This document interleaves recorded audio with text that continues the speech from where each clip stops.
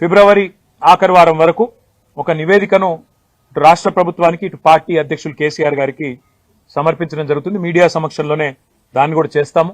Media కూడా విడుదల కూడా చేస్తాము. తప్పకుండా అందులో ఏ మేరకు రైతు డిక్లరేషన్ రాహుల్ గాంధీ గారు విడుదల చేసిన రైతు డిక్లరేషన్ ఈ సంవత్సర కాలంలో అమలయ్యింది, దాని యొక్క అమలు ఎంత మేరకు జరిగింది అనేది కూడా తప్పకుండా అధ్యయనం చేస్తాం. రుణమాఫీ ఎంత మేరకు జరిగింది అది కూడా అధ్యయనం చేస్తాం.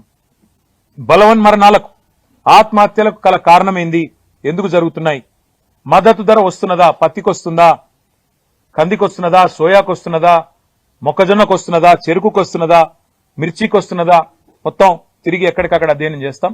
ఆ రకంగా కమిటీ రాబోయే నెల రోజుల పాటు విస్తృత పర్యటనలు చేస్తుంది. మీడియాకు కూడా మా ప్రార్థన, దయచేసి ఇప్పుడు అన్ని జిల్లాల్లో అన్ని నియోజకవర్గాల్లో కూడా ఈ కమిటీ యొక్క పర్యటనను మీరు కూడా దయచేసి సహకరించండి. వారికి కూడా రైతాంగానికి కూడా తెలియజెప్పే విధంగా ప్రచారాన్ని కల్పించాలని చెప్పి కూడా కోరుతూ, మరి ఈ కమిటీకి రేపు రైతులను వారి జీవితాల్లో విశ్వాసాన్ని నింపే దిశగా మీ కార్యాచరణ ఉండాలని మనస్ఫూర్తిగా ఆకాంక్షిస్తూ మీ అందరికి కూడా మీడియా మిత్రులకు కూడా హృదయపూర్వకంగా ఇక్కడ దాకా వచ్చినందుకు హృదయపూర్వకంగా ధన్యవాదాలు.